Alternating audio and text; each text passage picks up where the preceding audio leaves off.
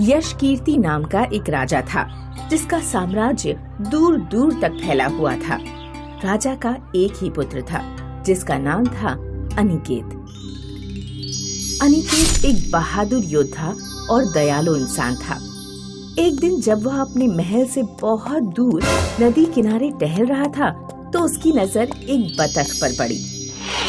अनिकेत ने देखा कि पेड़ पर बैठा एक शिकारी बतख के ऊपर तीर ताने हुए है। अनिकेत बतख को बचाने के लिए दौड़ा।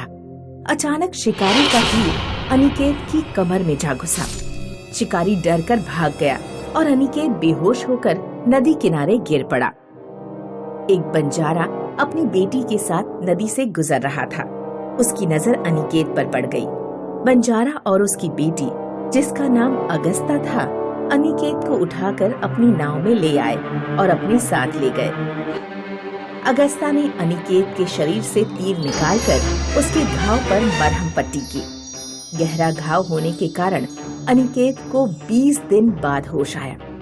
सिर के बल गिरने के कारण उसकी याददाश्त जा चुकी थी। होश आने के कई महीनों बाद तक अनिकेत बिस्तर पर पड़ा रहा। अगस्ता ने उसकी सेवा की। दोनों के बीच प्रेम हुआ और उन्होंने विवाह कर लिया। अनिकेत अपनी पिछली जिंदगी से अज्ञात अगस्ता के साथ खुशी से रहने लगा। लेकिन एक दिन पड़ोसी दुश्मन राज्य के राजा को खबर लग गई कि यश कीर्ति का पुत्र एक गांव में वैवाहिक जीवन बिता रहा है।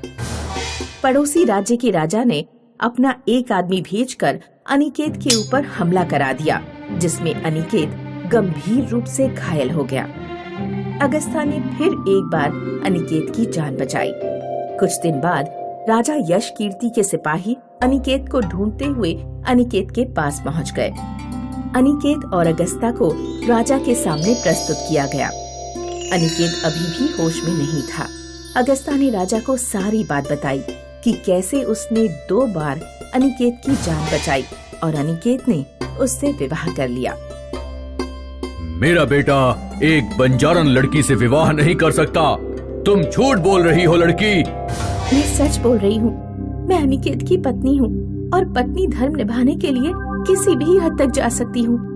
राजा एक गरीब बंजारन लड़की को अपनी बहू के रूप में स्वीकार नहीं करना चाहता था, इसलिए उसने अगस्ता के सामने एक असंभव शर्त रखी। अगर तू मेरे बेटे की पत्नी बनने के लिए कुछ भी कर सकती है तो मेरा एक काम कर।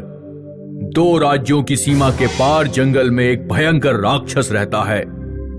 तू मुझे उस राक्षस के 3 नाखून लाकर दे। अगर तू राक्षस के 3 नाखून ले आई तो मैं तुझे अपनी बहू के रूप में स्वीकार कर लूंगा। अगस्ता ने राजा की शर्त स्वीकार कर ली।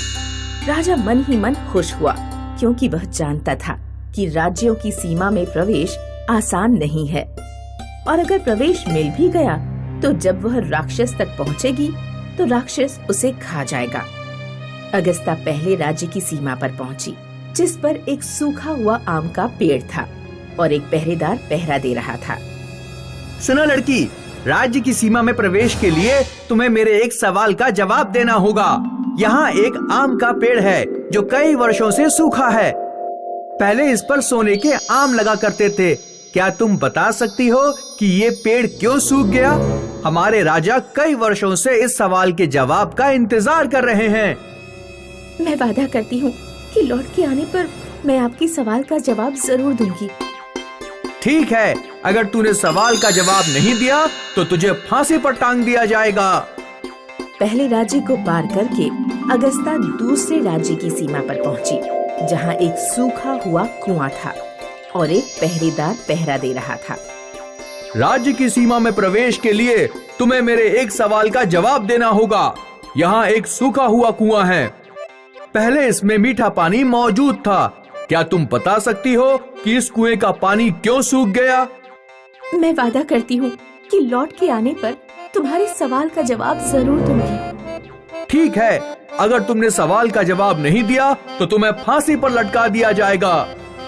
इस तरह 2 राज्यों की सीमा पार करके अगस्ता जंगल में राक्षस की झोपड़ी पर पहुंची। उस समय राक्षस बाहर गया हुआ था और उसकी सेविका राक्षस का खाना बना रही थी। अगस्ता ने राक्षस की सेविका से कहा, मौसी, मुझे राक्षस के 3 नाखून चाहिए, वरना मैं अपने पति को वापस नहीं पा सकूंगी। मैं आपसे हाथ जोड़कर विनती करती हूँ, मेरी मदद करें। राक्षस ने अगर तुझे देख लिया तो वह तुझे देखकर ही खा जाएगा। मुझे तेरा रूप बदलना पड़ेगा। मैं कोशिश करूंगी कि मैं राक्षस के 3 नाखून तोड़ लूं। मौसी, मेरे 2 सवालों का जवाब भी राक्षस से पूछ लेना, क्योंकि उसके बिना मैं वापस नहीं लौट सकूंगी। ठीक है, मैं कोशिश करूंगी।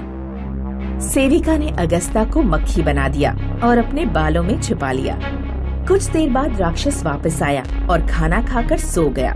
सेविका ने अचानक राक्षस का एक नाखून उखाड़ दिया। राक्षस चीख पड़ा और जाग गया। क्या हुआ मौसी, तुमने मेरा नाखून क्यों उखाड़ा? बेटा, तेरे नाखून में खटमल घुस गया था, इसीलिए मैंने उसे उखाड़ दिया। मेरे एक सवाल का जवाब दे, उसके बाद सो जाना।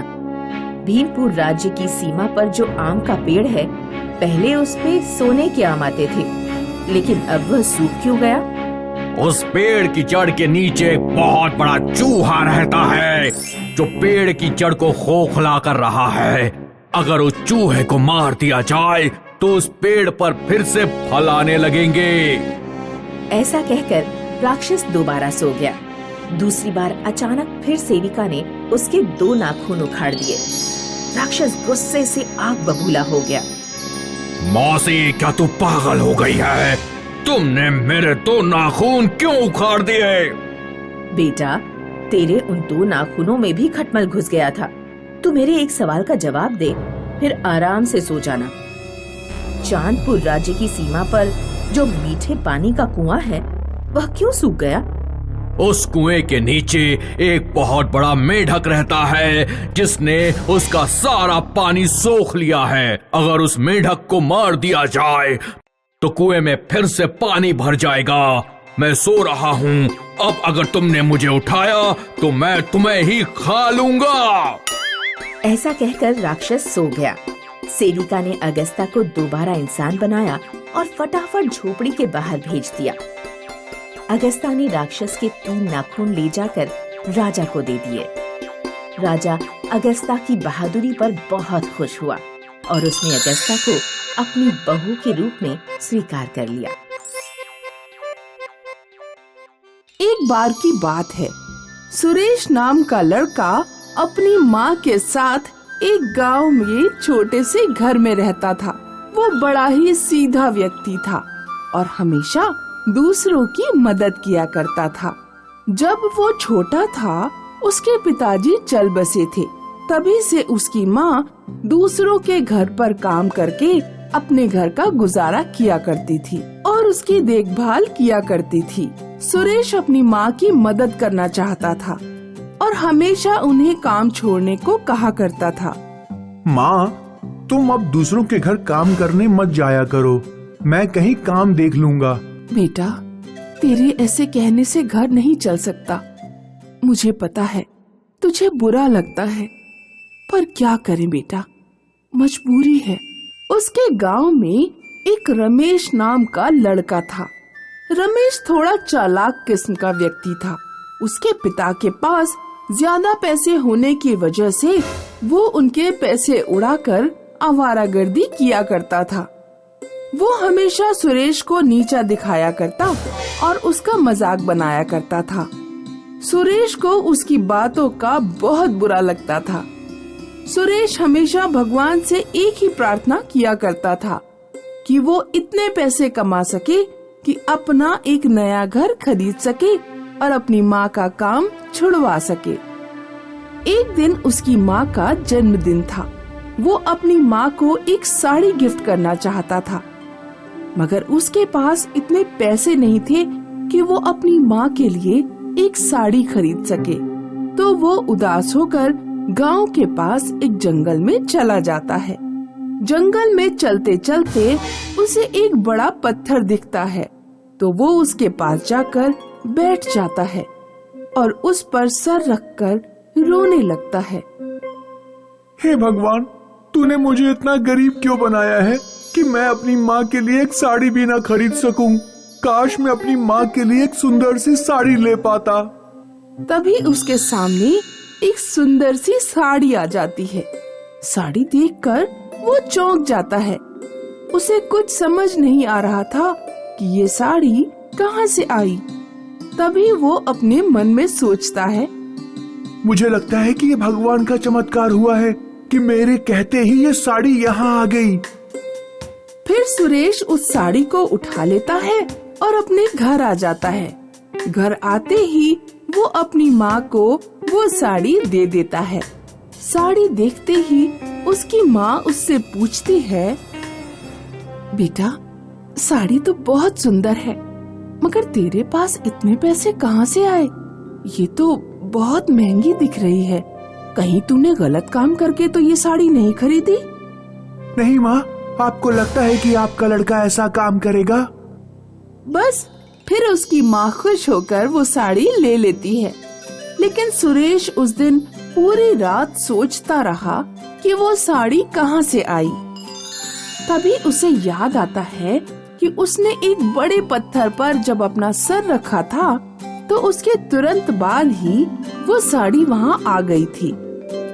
अगले दिन सुरेश जंगल में उसी बड़े पत्थर के पास जाता है और वहाँ पहुँचते ही वो उस बड़े पत्थर को देखकर कहता है, क्या वो साड़ी आपके कारण यहाँ आई थी? तभी उस बड़े पत्थर में से आवाज आती है, हाँ, मैं एक जादुई पत्थर हूँ। तुम अपने या किसी और के लिए जब भी मुझसे कुछ मांगोगे तो वो तुम्हें मिल जाएगा। क्या ऐसा सही में होगा?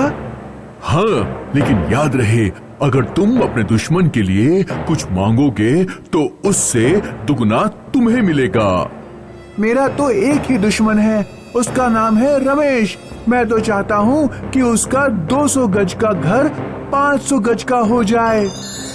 और फिर वैसा ही हुआ जैसा जादुई बड़े पत्थर ने कहा था। सुरेश का घर रमेश से दुगना बड़ा हो गया। सुरेश अपनी माँ के अलावा ये बात किसी को नहीं बताता और फिर वो उस जादुई बड़े पत्थर की मदद से गांव के लोगों की मदद करना शुरू कर देता है। गांव में किसी की कोई चीज खो जाती या किसी को पैसों की आवश्यकता होती तो वो सुरेश के पास आ जाता था। सुरेश की पूरे गांव में चर्चा होने लगी थी। उसकी इतनी चर्चा होते देख रमेश उससे जलने लगा था। सुरेश की गांव में इतनी चर्चा और इसके पास इतने पैसे कहां से आए? मुझे तो कुछ गड़बड़ लगती है। बस तब से ही रमेश उस पर नजर रखना शुरू कर देता है। एक बार गांव में एक गरीब किसान का लड़का बहुत बीमार हो जाता है। गरीब किसान के पास इतने पैसे नहीं थे कि वो अपने बेटे का इलाज करा सके, तो वो सुरेश के पास आता है और उसे मदद करने को कहता है। सुरेश फिर जादुई बड़े पत्थर के पास जाता है। जादुई बड़े पत्थर से पैसे लेते हुए रमेश चुपके से उसको देख लेता है। उसे अब सब समझ आ गया था कि सुरेश की इतनी तरक्की और चर्चा कैसे होने लगी थी। सुरेश के जाते ही रमेश जादुई बड़े पत्थर के पास जाता है और अपना सर उस पत्थर पर रख कर कहता है, ए जादुई पत्थर, मुझे एक सोने की चेन दे। तभी उसके सामने एक सोने की चेन आ जाती है। चेन देखकर वो बहुत खुश हो जाता है। धन्यवाद जादुई पत्थर, ये सोने की चेन देने के लिए। क्या मैं अब जब भी आपसे कुछ मांगूंगा मुझे मिल जाएगा? हाँ, मगर ध्यान रहे, अगर तुम अपने दुश्मन के लिए कुछ मांगोगे तो उससे दुगना तुम्हें मिलेगा। ठीक है, पर मैं कभी अपने दुश्मन के लिए क्यों मांगूंगा? मैं तो हमेशा खुद के लिए मांगूंगा। और बस ये कहते ही वो अपने घर लौट जाता है। घर आते ही वो अपने पिता को सारी बातें बताता है। उसके पिता भी उसी की तरह बहुत चालाक होते हैं। वो उसकी बात को सुनते ही उससे कहते हैं, बेटा, ऐसे तो हम बहुत अमीर आदमी बन सकते हैं, मगर हमारे रास्ते में एक ही कांटा है और वो है सुरेश, जिसे उस जादुई बड़े पत्थर के बारे में पता है। अगर हम सुरेश को रास्ते से हटा दें तो हम दुनिया के सबसे अमीर इंसान बन सकते हैं। तुम कल जादुई बड़े पत्थर की मदद से उसे अधमरा कर देना। अगले दिन रमेश वैसा ही करता है जैसा उसके पिता ने उसे कहा था। ए जादुई पत्थर, मेरे दुश्मन सुरेश को अधमरा कर दो। तुमने बहुत बड़ी गलती कर दी है रमेश। मैंने तुमसे पहले ही कहा था, जितना तुम अपने दुश्मन के लिए मांगोगे उससे दुगना तुम्हें मिलेगा। अब तुम पूरे ही मारे जाओगे। और इस तरह रमेश अपने लालच की वजह से वहीं मारा जाता है।